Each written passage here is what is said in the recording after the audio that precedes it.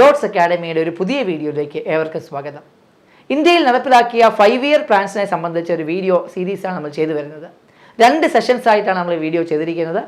ഒന്നാമത്തെ 5 year plan മുതൽ മൂന്നാമത്തെ 5 ഇയർ പ്ലാനും തുടർന്നുണ്ടായ ആനുവൽ പ്ലാൻ വരെയും നമ്മൾ കഴിഞ്ഞ വീഡിയോയിൽ കണ്ടു കഴിഞ്ഞു. അത് കാണാത്ത ആൾക്കാർ ആരെങ്കിലും ഉണ്ടെങ്കിൽ ഇത് കാണുക. ഇന്നത്തെ വീഡിയോയിൽ നമ്മൾ കാണുന്നത് 4th 5 ഇയർ പ്ലാൻ മുതൽ 12th 5 ഇയർ പ്ലാൻ വരെയുള്ള കാലഘട്ടമാണ്. ഇതിനിടയിൽ നടപ്പിലാക്കിയ റോളിംഗ് പ്ലാനും ആനുവൽ പ്ലാൻസും നമുക്ക് കാണാൻ സാധിക്കും.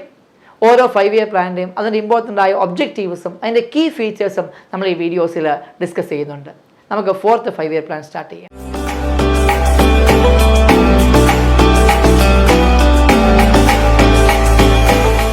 ഫോർത്ത് 5 ഇയർ പ്ലാൻ ആണ് നമ്മൾ ഡിസ്കസ് ചെയ്യുന്നത്. 4th 5 ഇയർ പ്ലാനിൻ്റെ കാലഘട്ടം നമുക്കറിയാം. 1969 മുതൽ 1974 വരെയാണ് 4th 5 ഇയർ പ്ലാൻ നടക്കുന്നത്. ഈ കാലഘട്ടത്തിലെ പ്രധാനമന്ത്രി ഇന്ദിരാഗാന്ധിയാണ്.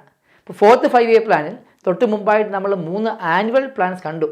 അതായത് നമ്മുടെ കറൻസിയെ നമ്മൾ ഡിവാലുവേറ്റ് ചെയ്തു, അതിനുശേഷം ഉണ്ടായി ഇക്കണോമിക് ക്രൈസിസ് ഉണ്ടായി. ഓക്കെ, അതുകൊണ്ടൊക്കെ തന്നെ 4th 5 ഇയർ പ്ലാൻ കുറച്ച് താമസിച്ച് തുടങ്ങുന്നത്. അപ്പോൾ ആനുവൽ പ്ലാൻസിന് ശേഷം 1969 4th 5 ഇയർ പ്ലാൻ നമ്മൾ സ്റ്റാർട്ട് ചെയ്യുന്നത്. ഓക്കെ, അപ്പോൾ 4th 5 ഇയർ പ്ലാനിൻ്റെ മെയിൻ ഒബ്ജക്റ്റീവ് എന്ന് പറയുന്നത് ഗ്രോത്ത് വിത്ത് സ്റ്റെബിലിറ്റി എന്നുള്ളതായിരുന്നു കേട്ടോ. Growth with stability and progressive achievement of self reliance. 3rd 5 year പ്ലാൻ്റെ ഒബ്ജക്റ്റീവ് നമ്മൾ കണ്ടതാണ്. Self reliant and self generating എക്കണോമിയായി ഡെവലപ്പ് ചെയ്യാൻ ആഗ്രഹിച്ചു.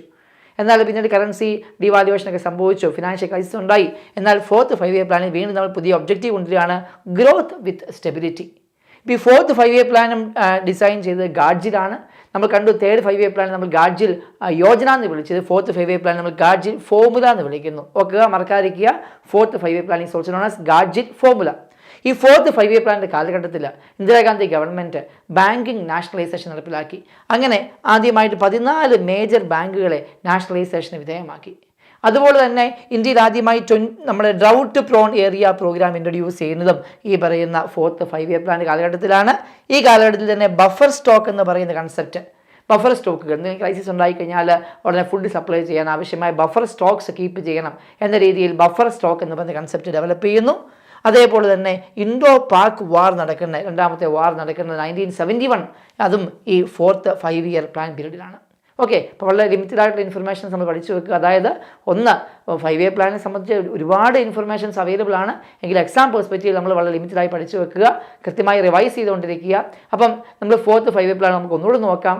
1 growth with stability. 2 it was based on Gadgil formula. ഇപ്പോൾ ഗാഡ്ജിൽ യോജനയും ഗാഡ്ജിൽ ഫോർമുലയും മാറിപ്പോകരുത്. പിന്നെ അടുത്ത ഇമ്പോർട്ടൻറ്റ് പോയിൻ്റാണ് ബാങ്കിങ് നാഷണലൈസേഷൻ മാറിപ്പോകരുത്. Drought prone area programme start ചെയ്യുന്നതും 4th 5 ഇയർ പ്ലാനിലാണ്. ഓക്കെ, നമുക്കിനി നെക്സ്റ്റ് 5th 5 ഇയർ പ്ലാൻ നോക്കാം. 1974 മുതൽ 1979 വരെയായിരുന്നു 5th 5 ഇയർ പ്ലാനിൻ്റെ കാലഘട്ടം. ഈ സമയത്തെ പ്രധാനമന്ത്രി ഇന്ദിരാഗാന്ധിയാണ്. നമുക്കറിയാം 1975 ഇന്ത്യയിൽ അടിയന്തരാവസ്ഥ കൊണ്ടുവരുന്നു. അടിയന്തരാവസ്ഥയ്ക്ക് ശേഷം ഇന്ത്യയിലെ പൊളിറ്റിക്കൽ സിറ്റുവേഷൻ ചേഞ്ച് ചെയ്യുന്നു. അതിനോടനുബന്ധിച്ച് നടന്ന ഈ പൊതു തെരഞ്ഞെടുപ്പിൽ കോൺഗ്രസ് ഗവൺമെൻറ് പരാജയപ്പെടുകയും മറിച്ച് ജനതാ പാർട്ടി മൊറാർജി ദേശായിയുടെ നേതൃത്വത്തിൽ അധികാരത്തിൽ വരികയും ചെയ്യുന്നു. അപ്പോൾ ജനതാ പാർട്ടി 1978 അധികാരത്തിൽ വന്നു. പ്ലാൻ പീരീഡ് കിടക്കുന്നതാകട്ടെ 1979 വരെയായിരുന്നു. അപ്പോൾ പുതുതായി അധികാരത്തിൽ വന്ന ജനതാ പാർട്ടി 1978 ആ പ്ലാൻ അവസാനിപ്പിക്കുന്നു. അങ്ങനെ 5th 5 ഇയർ പ്ലാൻ കാലം തികയുന്നതിന് മുമ്പ് തന്നെ അവസാനിക്കുകയും പകരം പുതിയ റോളിംഗ് പ്ലാൻസ് ഇൻട്രൊഡ്യൂസ് ചെയ്യുകയും ചെയ്യുന്നു. നമ്മൾ കാലഘട്ടം കൊടുത്തിരിക്കുന്നത് 74 to 79 ആണെന്ന് പറഞ്ഞാലും ഓർത്തിരിക്കുക, the plan was terminated in 1978 and instead of 1979 when Janata government came to power. എന്തായിരുന്നു പ്രധാന 5th 5 ഇയർ പ്ലാനിൻ്റെ മെയിൻ ഒബ്ജക്റ്റീവ്? ദാരിദ്ര്യ നിർമ്മാർജ്ജനം അഥവാ ഗരീബി ഹഠാവോ എന്നുള്ളതാണ് 5th 5 ഇയർ പ്ലാനിൻ്റെ ഏറ്റവും ഇമ്പോർട്ടൻ്റ് ആയ ഒബ്ജക്റ്റീവ് എന്ന് പറയുന്നത്. അറ്റൈൻമെൻറ്റ് ഓഫ് സെൽഫ് റിലയൻസ് എന്ന് പറയുന്നത് മറ്റൊരു ഒബ്ജക്റ്റീവ് ആയിരുന്നു. ഓൾറെഡി നമുക്ക് അറിയാം, എല്ലാ 5 ഇയർ പ്ലാനും നമ്മൾ അത് ഡിസൈൻ ചെയ്ത് ഓരോ മോഡലുമായിട്ട് ബന്ധപ്പെടുത്തി കാണുന്നുണ്ട്. ഫസ്റ്റ് 5 ഇയർ പ്ലാൻ നമ്മൾ കണ്ടു, ഹാരോഡ് ഡോമർ മോഡൽ നമ്മൾ കണ്ടു. സെക്കൻഡ് 5 ഇയർ പ്ലാൻ വന്നപ്പോൾ നമ്മൾ കണ്ടു PC മഹൽനോബിസ് മോഡൽ നമ്മൾ കണ്ടു. 3rd 5 ഇയർ പ്ലാൻ വന്നപ്പോഴത്തേന് ഗാഡ്ജിൽ യോജന കണ്ടു. 4th വന്നപ്പോൾ ഗാഡ്ജിൽ ഫോർമുല കണ്ടു. 5th ഡിസൈൻ ചെയ്യുന്നത് DP ധാർ ആണ്. അതുകൊണ്ട് തന്നെ 5th 5 year plan DP Thar model എന്ന പേരിലും അറിയപ്പെടാറുണ്ട്. ജനങ്ങളുടെ ജീവിത നിലവാരം ഉയർത്തുന്നതിന് ആവശ്യമായ നടപടികൾ 5th 5 ഇയർ പ്ലാനിൽ സ്റ്റാർട്ട് ചെയ്യുന്നുണ്ട്. അതിനോടനുബന്ധിച്ചാണ് മിനിമം നീഡ്സ് പ്രോഗ്രാം ഇൻട്രൊഡ്യൂസ് ചെയ്യുന്നത്. എന്ന് പറഞ്ഞാൽ ജനങ്ങൾക്ക് ആവശ്യമായ മിനിമം റിക്വയർമെൻറ്റ്സ് എല്ലാം നടപ്പിലാക്കി കൊടുക്കാൻ പദ്ധതി ഇടുക എന്നുള്ളതായിരുന്നു മിനിമം നീഡ്സ് പ്രോഗ്രാമിൻ്റെ ഒബ്ജക്റ്റീവ്. അത് ആദ്യമായി ഇന്ത്യയിൽ കൊണ്ടുവരുന്നത് 5th 5 ഇയർ പ്ലാനിലാണ്. ഇന്ത്യൻ നാഷണൽ ഹൈവേ സിസ്റ്റം നമുക്കറിയാം, ഇന്ന് ഇന്ത്യൻ എക്കണോമിയുടെ വളരെ ഇമ്പോർട്ടൻ്റ് ആയ സിഗ്നിഫിക്കൻ്റ് ആയ റോൾ ഹൈവേസ് വഹിക്കുന്നുണ്ട്. അപ്പോൾ Indian national highway system introduce ചെയ്യുന്നത് 5th 5-year പ്ലാനിലാണ്. ആദ്യമായിട്ട് പ്രധാനമന്ത്രിയുടെ 20 പോയിന്റ് പ്രോഗ്രാംസ് ഇൻട്രൊഡ്യൂസ് ചെയ്യുന്നതും 5th 5-year പ്ലാൻ കാലഘട്ടത്തിൽ തന്നെയാണ്. ഓക്കെ, അപ്പോൾ 5th 5-year പ്ലാനിലെ ഇമ്പോർട്ടൻ്റ് ആയ കാര്യങ്ങൾ നമ്മൾ കണ്ടു. അതിൻ്റെ മെയിൻ ഒബ്ജക്റ്റീവ് എന്ന് പറയുന്നത് ജനങ്ങളുടെ ജീവിത നിലവാരം ഉയർത്തുക, ദാരിദ്ര്യ നിർമ്മാർജ്ജനം നടത്തുക എന്നൊക്കെയായിരുന്നു. എന്നാൽ അടിയന്തരാവസ്ഥയും അതിനെ തുടർന്നുണ്ടായ പൊളിറ്റിക്കൽ സിറ്റുവേഷൻസും ഈ പ്ലാൻ നേരത്തെ അവസാനിക്കാൻ കാരണമായി തീരുകയും 1978 തന്നെ അവസാനിച്ച പ്ലാനിന് പകരമായി റോളിംഗ് പ്ലാൻസ് ഇൻട്രൊഡ്യൂസ് ചെയ്യുകയും ചെയ്തു. ഓക്കെ, അപ്പോൾ നമുക്ക് അടുത്തത് റോളിംഗ് പ്ലാൻസ് കാണാം. എന്താണ് റോളിംഗ് പ്ലാൻ? റോളിംഗ് പ്ലാൻ എന്ന് പറഞ്ഞാൽ വളരെ ഫ്ലെക്സിബിൾ ആയിട്ടുള്ളൊരു പ്ലാൻ സിസ്റ്റമാണ്. നമ്മൾ 5-year പ്ലാൻ കണ്ട് ആദ്യം 5 വർഷത്തേക്കാണ് നമ്മൾ പ്ലാൻ പീരീഡ് എടുക്കുന്നത്. 5 വർഷത്തെ പ്രോഗ്രാമാണ് നമ്മൾ ഡിസൈൻ ചെയ്യുന്നത്. എന്നാൽ റോളിംഗ് പ്ലാനിൽ ഓരോ വർഷത്തേക്കുള്ള പ്രോഗ്രാംസ് ഡിസൈൻ ചെയ്യുകയും ആ വർഷത്തിൻ്റെ അവസാനം ആ പ്രോഗ്രാംസ് എല്ലാം ഇവാലുവേഷന് വിധേയമാക്കുകയും വീണ്ടും അടുത്ത വർഷം പുതിയ പ്ലാൻ ഇൻട്രൊഡ്യൂസ് ചെയ്യുകയും ചെയ്യും. ഇതാണ് റോളിംഗ് പ്ലാൻ എന്ന് പറയുന്നത്. The plan targets were evaluated and revised every year. എന്നാൽ 1980 റോളിംഗ് പ്ലാൻ അവസാനിക്കുന്നു. ജനതാ പാർട്ടി അധികാരത്തിൽ നിന്ന് പോയി വീണ്ടും ഇന്ദിരാഗാന്ധി അധികാരത്തിലേക്ക് വരുന്നു. അപ്പോൾ 2 വർഷം മാത്രമേ നമുക്ക് റോളിംഗ് പ്ലാൻ ഇന്ത്യയിൽ നിലനിന്നുള്ളൂ. ഓർത്തിരിക്കുക, ഇന്ത്യയിൽ റോളിംഗ് പ്ലാനിൻ്റെ കാലഘട്ടം ഏതാണ്? 1978 മുതൽ 1980 വരെയുള്ള 2 വർഷങ്ങളിൽ ഇന്ത്യയിൽ റോളിംഗ് പ്ലാൻ നടപ്പിലാക്കി. എന്താണ് റോളിംഗ് പ്ലാൻ എന്ന് മനസ്സിലായല്ലോ. എല്ലാ വർഷവും ആ പ്ലാൻ പ്രോഗ്രാംസ് ഇവാലുവേഷന് വിധേയമാക്കുകയും പുതിയ പ്ലാൻ മോഡൽസ് അവതരിപ്പിക്കുകയും ചെയ്യുകയാണ് റോളിംഗ് പ്ലാൻ എന്ന് പറയുന്നത്. അപ്പോൾ സിസ്റ്റമാറ്റിക് ആയിട്ടുള്ള ഒരു ഇവാലുവേഷൻ നടക്കുന്നു. വളരെ ഫ്ലെക്സിബിൾ ആണ്. ആ പ്ലാൻ പീരീഡ് 5 വർഷത്തേക്ക് റിജിഡായിട്ട് നിൽക്കുന്നില്ല എന്നുള്ളതൊക്കെയാണ് റോളിംഗ് പ്ലാന്റെ അഡ്വാൻറ്റേജ് എന്ന് പറയുന്നത്. എന്തായാലും 2 വർഷം ഇന്ത്യയിൽ റോളിംഗ് പ്ലാൻ നടപ്പിലായി. അടുത്ത് നമുക്ക് നെക്സ്റ്റ് 5-year പ്ലാൻ നോക്കാം. നെക്സ്റ്റ് നമ്മൾ കാണുന്നത് 6th 5-year പ്ലാൻ ആണ്. 1980 മുതൽ 85 വരെയാണ് 6th 5-year പ്ലാൻ കാലഘട്ടം. ഓക്കെ, ഓർക്കപ്പോൾ റോളിംഗ് പ്ലാനിന് ശേഷം നമ്മൾ വീണ്ടും ഇന്ദിരാഗാന്ധി അധികാരത്തിൽ വരുന്നു. അധികാരത്തിൽ വരുന്ന ഇന്ദിരാഗാന്ധി 5-year പ്ലാൻസ് കണ്ടിന്യൂ ചെയ്യുന്നു. അങ്ങനെ നമുക്ക് 6th 5-year പ്ലാൻ വന്നു. ഈ പ്രാവശ്യം അധികാരത്തിൽ വന്ന ഇന്ദിരാഗാന്ധി റാപ്പിഡ് ഇൻഡസ്ട്രിയലൈസേഷൻ, അതേപോലെ തന്നെ ടെക്നോളജി ഡെവലപ്പ് ചെയ്യുക, ഇൻഫർമേഷൻ ടെക്നോളജി ഡെവലപ്പ് ചെയ്യുക, അതേപോലെ തന്നെ ഇന്ത്യയിൽ പോവർട്ടി എലിമിനേഷൻ പ്രോഗ്രാംസ് ഇൻട്രൊഡ്യൂസ് ചെയ്യുക തുടങ്ങിയ മെഷേഴ്സുമായിട്ടാണ് 6th 5-year പ്ലാൻ ആരംഭിക്കുന്നത്. ഇതിൻ്റെ ഭാഗമായിട്ട് NABARD, national bank for agriculture and rural development start ചെയ്യുന്നു. 1982 നബാർഡ് സ്റ്റാർട്ട് ചെയ്യുന്നത്. ശിവരാമൻ കമ്മിറ്റിയുടെ റെക്കമെൻഡേഷൻ പ്രകാരമാണ് നബാർഡ് സ്റ്റാർട്ട് ചെയ്യുന്നത്. മറക്കാതിരിക്കുക, national bank for agriculture and rural development എന്ന് പറയുന്ന നബാർഡ് സ്റ്റാർട്ട് ചെയ്യുന്നത് 6th 5-year പ്ലാൻ പീരീഡിലാണ്. ഓക്കെ, അതേപോലെ തന്നെ ഇന്ത്യയിൽ ടൂറിസം ഇൻഡസ്ട്രി പ്രൊമോട്ട് ചെയ്യാൻ വേണ്ടിയിട്ട് ഒരുപാട് മെഷേഴ്സ് എടുക്കുന്നു. അപ്പോൾ ഇന്ത്യയിലെ ടൂറിസം പ്രൊമോഷൻ്റെ ആദ്യമായ സിഗ്നിഫിക്കൻറ്റ് മെഷേഴ്സ് ഒക്കെ നടക്കുന്നത് 6th 5-year പ്ലാനിലാണ്. ഇന്ത്യയിൽ ഇൻഫർമേഷൻ ടെക്നോളജി ഡെവലപ്പ് ചെയ്യുന്നതിൻ്റെ ബേസിക് സ്റ്റെപ്സ് എടുക്കുന്നതും 6th 5-year പ്ലാൻ കാലഘട്ടത്തിൽ തന്നെയാണ്. ഇന്ത്യയിൽ ഇക്കണോമിക് ലിബറലൈസേഷൻ ആരംഭിക്കുകയാണ്. നമുക്കറിയാം, LPG reforms, liberalisation, privatisation, globalisation എന്ന് പറയുന്ന LPG റിഫോംസ് ഇന്ത്യയിൽ കൊണ്ടുവരുന്നത് 1991 എന്നാൽ അതിനു മുമ്പ് തന്നെ ഈ ഇക്കണോമിക് ലിബറലൈസേഷനിലേക്കുള്ള ആദ്യത്തെ ചുവടുവയ്പ്പുകൾ തുടങ്ങിക്കഴിഞ്ഞു. 1980-85 കാലഘട്ടത്തിൽ തന്നെ ഇന്ത്യയിൽ പ്രൈസ് കൺട്രോൾ മെക്കാനിസം ഒക്കെ എലിമിനേറ്റ് ചെയ്തു. ഇപ്പോൾ ഗവൺമെന്റ് കൺട്രോൾ ചെയ്ത് പ്രൈസ് കൺട്രോൾ മെക്കാനിസം എലിമിനേറ്റ് ചെയ്തു. മാർക്കറ്റ് ഡിറ്റർമൈൻഡ് ആയിട്ടുള്ള പ്രൈസ് കൺട്രോൾ മെഷേഴ്സ് ഒക്കെ ആ സമയത്ത് ഇൻട്രൊഡ്യൂസ് ചെയ്യുവാണ്. അങ്ങനെ ഇന്ത്യയിൽ ഇക്കണോമിക് ലിബറലൈസേഷന്റെ ആരംഭം എന്ന് പറഞ്ഞാൽ ഓർക്കുക, ഇന്ത്യയിൽ ഇക്കണോമിക് ലിബറലൈസേഷൻ നടപ്പിലാക്കുന്നത് 1991 1991 ശേഷം വരുന്ന 1992 മുതൽ ആരംഭിക്കുന്ന 8th 5-year പ്ലാൻ കാലഘട്ടമാണ് ശരിക്കും പറഞ്ഞാൽ ലിബറലൈസേഷന് ശേഷം വരുന്ന 5-year പ്ലാൻ എന്ന് പറയുന്നത്. എന്നിരുന്നാലും ഇന്ത്യയിൽ ലിബറലൈസേഷൻ പ്രോഗ്രാംസിന് ആരംഭം കുറിക്കുന്നത്, അതായത് അതിന് ബേസിക് സ്റ്റെപ്സ് സ്റ്റാർട്ട് ചെയ്യുന്നത് ഈ 6th 5-year പ്ലാനിലാണ്. അങ്ങനെയാണ് ഇന്ത്യയിൽ പ്രൈസ് കൺട്രോൾ മെക്കാനിസം ഒക്കെ എലിമിനേറ്റ് ചെയ്യുന്നത്. ഓക്കെ, അടുത്തത് അതേപോലെ തന്നെ ഇന്ത്യയിൽ ഫാമിലി പ്ലാനിംഗ് പ്രോഗ്രാം ഇൻട്രൊഡ്യൂസ് ചെയ്യുന്നത്, ആദ്യമായിട്ട് ഫാമിലി പ്ലാനിംഗ് പ്രോഗ്രാം ഇൻട്രൊഡ്യൂസ് ചെയ്യുന്നതും 6th 5-year പ്ലാൻ കാലഘട്ടത്തിൽ തന്നെയാണ്. ഓക്കെ, അപ്പോൾ 6th 5-year പ്ലാൻ വളരെ ഇമ്പോർട്ടൻ്റ് ആണ്. റോളിംഗ് പ്ലാനിന് ശേഷം വരുന്ന ആദ്യത്തെ പ്ലാനാണ് 6th 5-year plan. Industrial development, information technology development, tourism development, family planning programme, അതേപോലെ തന്നെ ഇന്ത്യൻ എക്കണോമിയുടെ ഓവറോൾ ചേഞ്ചിന് കാരണക്കാരനായ ലിബറലൈസേഷൻ, പ്രൈവറ്റൈസേഷൻ, ഗ്ലോബലൈസേഷൻ വരുന്നത് 1991 അതിന് മുന്നോടിയായിട്ട് ഒരു ഇന്ത്യൻ എക്കണോമിയുടെ ലിബറലൈസേഷൻ പ്രോഗ്രാം അതിൻ്റെ ഒരു നേസൻ സ്റ്റേജിൽ സ്റ്റാർട്ട് ചെയ്ത് വെക്കുന്നു. പ്രൈസ് കൺട്രോൾ മെക്കാനിസം ഒക്കെ എലിമിനേറ്റ് ചെയ്ത് സ്റ്റാർട്ട് ചെയ്ത് വെക്കുന്നതും നമ്മുടെ 6th 5-year പ്ലാൻ കാലഘട്ടത്തിൽ തന്നെയാണ്. ഓക്കെ, നെക്സ്റ്റ് നമ്മൾ ഡിസ്കസ് ചെയ്യുന്നത് 7th 5-year പ്ലാൻ ആണ്. 1985 മുതൽ 1989 വരെയാണ് 7th 5-year പ്ലാന്റെ കാലഘട്ടം. ഈ 7th 5-year പ്ലാന്റെ കാലഘട്ടത്തിലെ പ്രധാനമന്ത്രി രാജീവ് ഗാന്ധിയാണ്. അധികാരത്തിൽ വരുന്ന രാജീവ് ഗാന്ധി 3 ഏരിയാസിലാണ് പ്രധാനമായിട്ട് ഫോക്കസ് ചെയ്യുന്നത്. ഒന്ന് ഫുഡ് പ്രൊഡക്ഷൻ കൂട്ടുക, രണ്ട് എംപ്ലോയ്മെന്റ് ഓപ്പർച്യൂണിറ്റി കൊണ്ടുവരിക, മൂന്ന് എന്ന് പറയുന്നത് ഇന്ത്യയിലെ ഇൻഡസ്ട്രിയൽ പ്രൊഡക്ഷൻ കൂട്ടുക with help of technology, information technology പൂർണ്ണമായും യൂസ് ചെയ്യുക.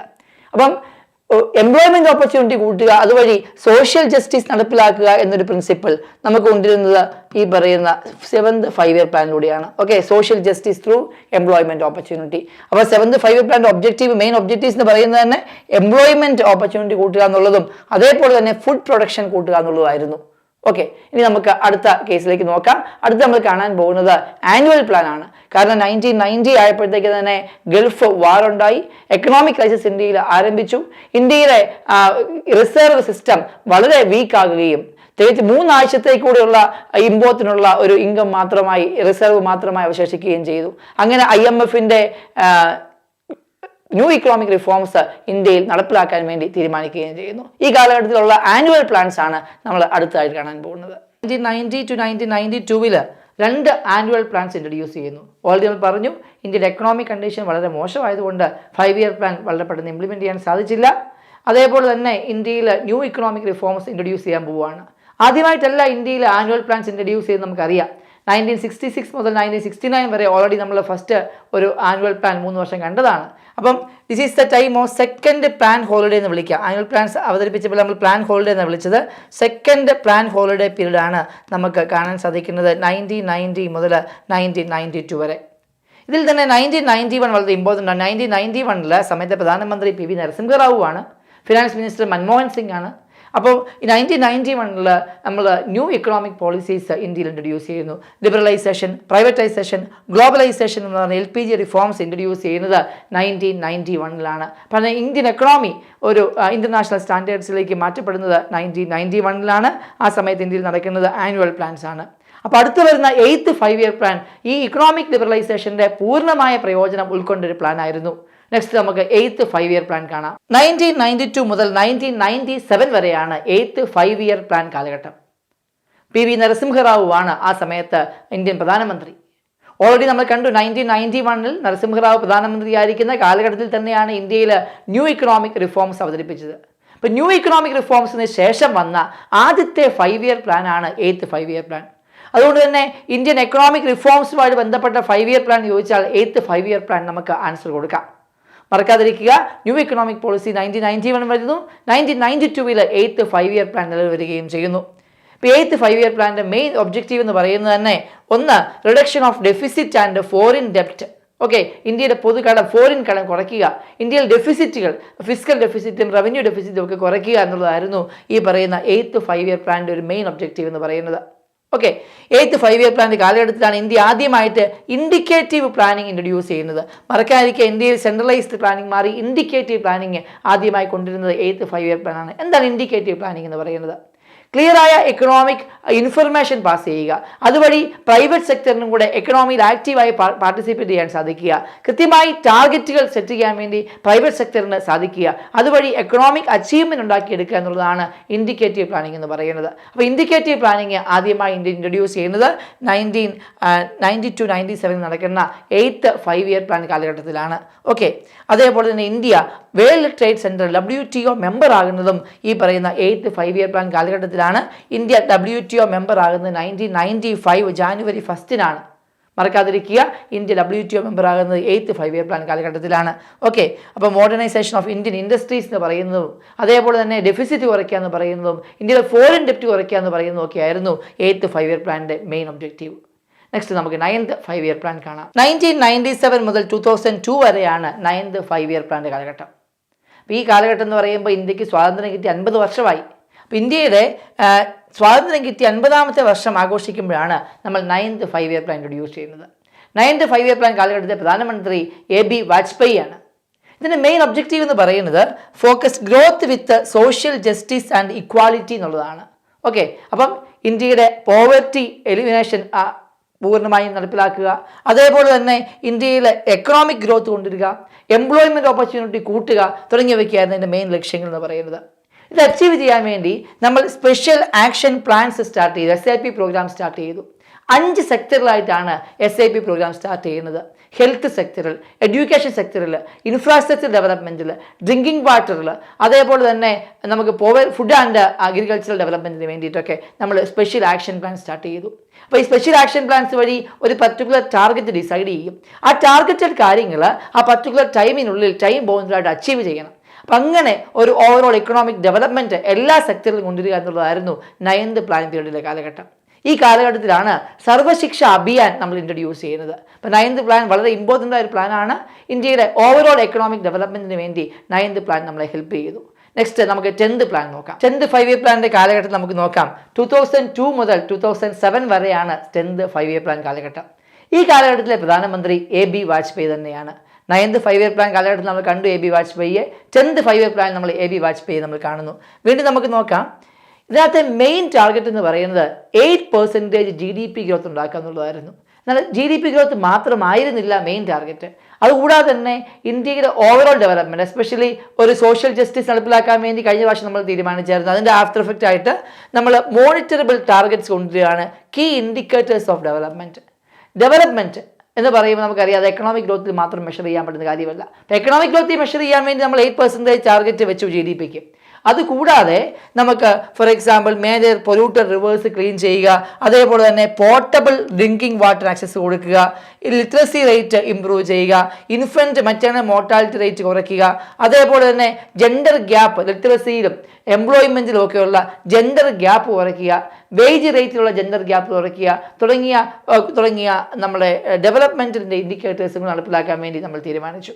അപ്പോൾ ഒരു എക്കണോമിക് ഡെവലപ്മെൻറ്റിനോടൊപ്പം തന്നെ സോഷ്യൽ ഡെവലപ്മെൻറ്റ് നടപ്പിലാക്കാനുള്ള നടപടികൾ നമ്മൾ ഈ പറയുന്ന 10th 5 year പ്ലാൻ പീരീഡിൽ എടുക്കുകയാണ്.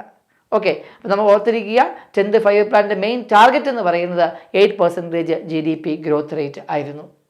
നമുക്ക് നെക്സ്റ്റ് 11th 5 year പ്ലാൻ നോക്കാം. 2007 മുതൽ 2012 വരെയാണ് 11th 5 year പ്ലാൻ കാലഘട്ടം. ഈ സമയത്ത് പ്രധാനമന്ത്രി ഡോക്ടർ മൻമോഹൻ സിംഗ് ആണ്. അപ്പം മെയിൻ ഒബ്ജക്റ്റീവ്സ് എന്ന് പറയുന്നത് faster and more inclusive growth. ഓർക്കുക, ദ വേർഡ് ഇൻക്ലൂസീവ് ഗ്രോത്ത് വരുന്നത് 11th 5 year പ്ലാനിലാണ് കേട്ടോ. ദ മോർ ഫാസ്റ്റർ ആയിരിക്കണം, അതേപോലെ തന്നെ ഇൻക്ലൂസീവ് ഗ്രോത്ത്, എല്ലാ സെക്ടറിനെയും എല്ലാ ആൾക്കാരെയും കൂടെ ആ ഗ്രോത്തിൻ്റെ പാർട്ടാക്കുക. അങ്ങനെ എല്ലാ സെക്ടറിനെ ഉൾപ്പെടുത്തിക്കൊണ്ട് ഡെവലപ്മെൻറ്റ് കൊണ്ടുവരിക എന്നുള്ളതായിരുന്നു ഇൻക്ലൂസീവ് ഗ്രോത്തിൻ്റെ objective. Okay, environmental sustainability and reduction in gender ഇൻഇക്വാലിറ്റിയും നമ്മൾ 11th 5 year പ്ലാനിൻ്റെ ഭാഗമായി കാണുന്നുണ്ട്. ഈ 11th 5 year പ്ലാൻ പ്രിപ്പയർ ചെയ്ത് C. രംഗരാജനാണ് എന്ന കാര്യം മറക്കാതിരിക്കുക. ഓക്കെ, അപ്പോൾ 11th 5 year പ്ലാൻ പ്രിപ്പയർ ചെയ്താരാന്ന് ചോദിക്കാം, ആ സമയത്തെ പ്രധാനമന്ത്രി ആരാന്ന് ചോദിക്കാം. ഇൻക്ലൂസീവ് ഗ്രോത്ത് എന്ന് പറഞ്ഞ കൺസെപ്റ്റ് ഇൻട്രൊഡ്യൂസ് ചെയ്തത് ഏത് 5 year പ്ലാനാണ് നമ്മൾ കണ്ടു കഴിഞ്ഞു. ഓക്കെ, നെക്സ്റ്റ് നമുക്ക് 12th 5 year പ്ലാൻ ഡിസ്കസ് ചെയ്യാം. ഇന്ത്യയിൽ നടപ്പിലാക്കിയ അവസാനത്തെ 5 year പ്ലാനായ 12th 5 year പ്ലാൻ കാലഘട്ടം നോക്കുക. 2012 മുതൽ 2017 വരെ 12th 5 year പ്ലാൻ അവതരിപ്പിക്കുന്നത് ഡോക്ടർ മൻമോഹൻ സിംഗ് ആണ്. മൻമോഹൻ സിംഗ് ആയിരുന്നു ഈ പ്ലാൻ പീരീഡിൽ ഇൻട്രൊഡ്യൂസ് ചെയ്യുമ്പോൾ ഉണ്ടായിരുന്ന പ്രധാനമന്ത്രി. ഈ 12th 5 year പ്ലാനിൻ്റെ മെയിൻ ഒബ്ജക്റ്റീവ് എന്ന് പറയുന്നത് faster, sustainable and more inclusive growth എന്നുള്ളതാണ്. അപ്പോൾ ഇൻക്ലൂസീവ് ഗ്രോത്ത് എന്ന് പറഞ്ഞ കൺസെപ്റ്റ് പരമാവധി കൊണ്ടുവരിക, സസ്റ്റൈനബിലിറ്റി കൊണ്ടുവരിക എന്നുള്ളതായിരുന്നു ലാസ്റ്റ് 5 year പ്ലാനിൻ്റെ മെയിൻ ഒബ്ജക്റ്റീവ്. അതേപോലെ തന്നെ ഹയർ എഡ്യൂക്കേഷനിൽ കൂടുതൽ ആക്സസ് കൊണ്ടുവരിക, ഹയർ എഡ്യൂക്കേഷനുള്ള ജെൻഡർ ഇൻഇക്വാലിറ്റി ഒഴിവാക്കുക എന്നൊക്കെയും ഉള്ളത് 12th 5 year പ്ലാനിൻ്റെ ഒബ്ജക്റ്റീവായിരുന്നു. ഇപ്പോൾ ഇന്ത്യയിൽ നടപ്പിലാക്കിയ 12 5 year പ്ലാൻസ് നമ്മൾ കണ്ടു കഴിഞ്ഞു. 2 സെഷൻസിലായിട്ട് ഇന്ത്യയിലെ എല്ലാ 5 year പ്ലാൻ നമ്മൾ കണ്ടു കഴിഞ്ഞു. And the key features, especially അതിൻ്റെ ഇമ്പോർട്ടൻ്റ് ആയിട്ടുള്ള ഒബ്ജക്റ്റീവ്സ് ഒക്കെയാണ് നമ്മൾ മെയിനായിട്ട് നമ്മൾ ഡിസ്കസ് ചെയ്തത്. ബ്രീഫായിട്ടാണ് നമ്മൾ ഡിസ്കസ് ചെയ്തിരിക്കുന്നത്. അതായത് ഒരു കോമ്പറ്റീറ്റീവ് എക്സാമിന് പ്രിപ്പയർ ചെയ്യുന്ന ഒരു കുട്ടിക്ക് ഇത് കൃത്യമായ റിവിഷൻ പ്രോസസ്സിലൂടെ മുന്നോട്ട് കൊണ്ടുവരുവാണെങ്കിൽ തീർച്ചയായിട്ടും അത് പ്രയോജനം ചെയ്യും. അപ്പോൾ നിങ്ങൾ കൃത്യമായും ഈ വീഡിയോസ് കാണുക, നോട്ട്സുകൾ എഴുതിയെടുക്കുക, നിങ്ങളുടെ സംശയങ്ങൾ കമൻറ്റ് ബോക്സിൽ രേഖപ്പെടുത്തുക, കൂടുതൽ സംശയങ്ങൾ നിങ്ങൾ ചോദിക്കുക. ഓക്കെ, അടുത്ത എക്സാംസ് നിങ്ങൾക്ക് ഇത് പ്രയോജനപ്പെടുന്ന രീതിയിൽ ആയിത്തീരട്ടെ. ഇത് മറ്റ് ആൾക്കാരിലേക്ക് എത്താൻ വേണ്ടി ഇത് പരമാവധി ഷെയർ ചെയ്യുക. നിങ്ങൾ ഇഷ്ടപ്പെട്ടെങ്കിൽ ലൈക്ക് ചെയ്യുക, നിങ്ങൾ ചാനൽ സബ്സ്ക്രൈബ് ചെയ്യുക. Thank you. ഒരൊറ്റ പ്രിപ്പറേഷൻ കൊണ്ട് ഒന്നിലധികം എക്സാമുകൾക്ക് തയ്യാറെടുക്കണം. വരൂ, ഡോട്ട്സ് അക്കാഡമിയുടെ ഭാഗമാകും. SSC PSC combo, SSC bank combo, exclusive SSC, exclusive bank എന്നീ കോച്ചിങ്ങുകൾക്ക് തിരുവനന്തപുരത്തും കൊല്ലത്തും ബാച്ചുകൾ. നിങ്ങളുടെ വീടിന്റെയും ജോലി സ്ഥലത്തിന്റെയും സൗകര്യത്തിൽ നിന്ന് പഠിക്കാൻ ഓൺലൈൻ ബാച്ചുകൾ. അപ്പൊ ഈ എന്തിനെ കാത്തിരിക്കണം? വരൂ ഡോട്ട്സ് അക്കാഡമിയിലേക്ക്. For more details contact